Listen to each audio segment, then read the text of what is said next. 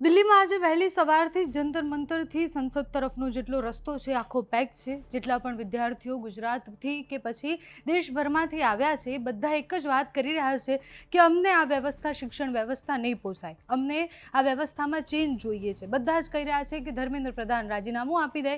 પ્રશ્ન એ હતો કે જે સીજેપી એવું કહેતા હતા કે આ આંદોલન લાંબુ ચાલશે કે પછી હડતાલ જે કરી હતી ભૂખ હડતાલ લાંબી ચાલશે, એ મોટાભાગના સીજેપીના नेता અને જેટલા પણ લોકો ભૂખ હડતાલ કરી રહ્યા હતા એ બધાએ એ પૂર્ણ કરી દીધી છે, એટલે બધાએ જમી લીધું છે। હવે પ્રશ્ન આવે છે કે આ આંદોલન કઈ દિશા તરફ જશે। સરકાર જોડે વાતચીત થવી જોઈએ વાત કરતા હતા, હવે જેપી નડ્ડા સાથે પ્રવક્તાની વાતચીત થઈ ગઈ છે। જેપી નડ્ડાએ ઓફિશિયલી પોતાના પોસ્ટમાં પણ એવું લખ્યું છે કે જેટલા પણ પ્રદર્શનકારીઓ છે એમના પ્રતિનિધિ સાથે સારી રીતના વાત થઈ છે અને હવે આંદોલન શાંત થાય એવી આશા છે। જેપી નડ્ડાએ પહેલા પોસ્ટમાં શું લખ્યું છે એની વાત કરીએ। જેપી નડ્ડાએ લખ્યું કે આજે સવારે પહેલીવાર પ્રદર્શનકારીઓ તરફથી સરકાર સાથે વાતચીત કરવાનો પ્રસ્તાવ આવ્યો। સવારે 11:50 AM થી જ અમારી વાતચીત ચાલુ છે। સૌહાર્દપૂર્ણ વાતાવરણમાં મુલાકાત પણ થઈ છે।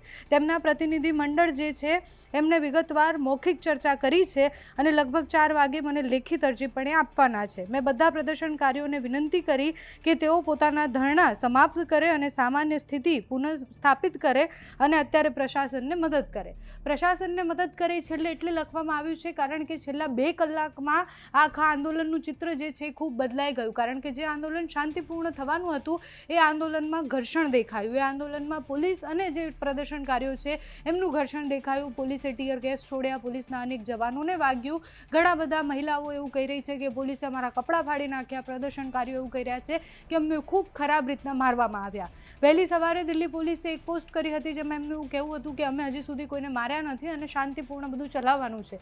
જેમ જેમ સંસદ નજીક આવી, જેમ જેમ પ્રદર્શનકારીઓ સંસદની નજીક પહોંચ્યા એમ આખું આંદોલન જે છે, આખી જે માર્ચ જે હતી એ માર્ચ અલગ દિશા તરફ જતી દેખાઈ। અત્યારે પ્રદર્શનકારીઓ દીપકે બધા જ ત્યાં હાજર છે। દીપકે થોડા સમય પહેલાં જ એક વાત મૂકી છે અને એવું કહ્યું છે કે આપણે શાંતિપૂર્ણ આંદોલન કરવાનું છે, છતાં પણ ત્યાં ઘર્ષણના દ્રશ્ય સામે આવ્યા જેમાં બેરિકેડ તોડી અને બધા જ પ્રદર્શનકારીઓ જતા હોય છે। પોલીસ એમને રોકવાનો પ્રયત્ન કરે છે, એના પછી જેટલી પણ ફોર્સ છે એમને મારવાનો પ્રયત્ન કરે છે। એટલે આંદોલન આક્રમક બન્યું છે। ધીરે ધીરે એ શાંત થાય તેવી સંભાવના છે। જેપી નડ્ડા સાથેની મુલાકાત એ ખૂબ મહત્વની મુલાકાત છે કારણ કે અત્યાર સુધી કોઈ સંવાદ થયો ન હતો। એટલે પ્રદર્શનકારીઓ છેલ્લા 22 દિવસથી એવું કહી રહ્યા હતા કે સંવાદ જ ઉકેલ છે, સંવાદ જ નહોતો થઈ રહ્યો। કોઈ પણ આંદોલનની શરૂઆત ભલે કંઈ પણ થાય પણ અંત એનો સંવાદ હોય છે। જો સરકાર સંવાદ ન કરતા તો પછી આંદોલન કઈ દિશા તરફ જતું એ પ્રશ્ન છે। પહેલો દિવસ આજે હતો ચોમાસા સત્રનો।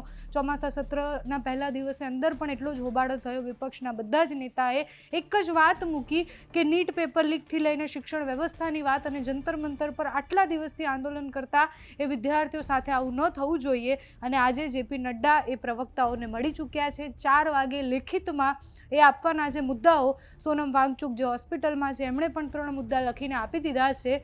હવે આ આંદોલન અહીંયા પૂર્ણ થઈ જાય છે, એના ઉપર પડીકું વળી જાય છે કે પછી આ આંદોલન વધારે આક્રમક બને છે એ જોવાનું રહ્યું। તમારું આ વિષય પર શું માનવું છે અમને કમેન્ટ્સમાં જણાવજો। અત્યારે આ વિડીયોમાં બસ આટલું। જો તમે અમને યુટ્યુબ પર જોઈ રહ્યા હોય તો સબસ્ક્રાઈબ કરજો, ફેસબુક પર જોઈ રહ્યા હોય તો ફોલો કરજો, અમારા વિડીયોને લાઇક અને શેર કરજો।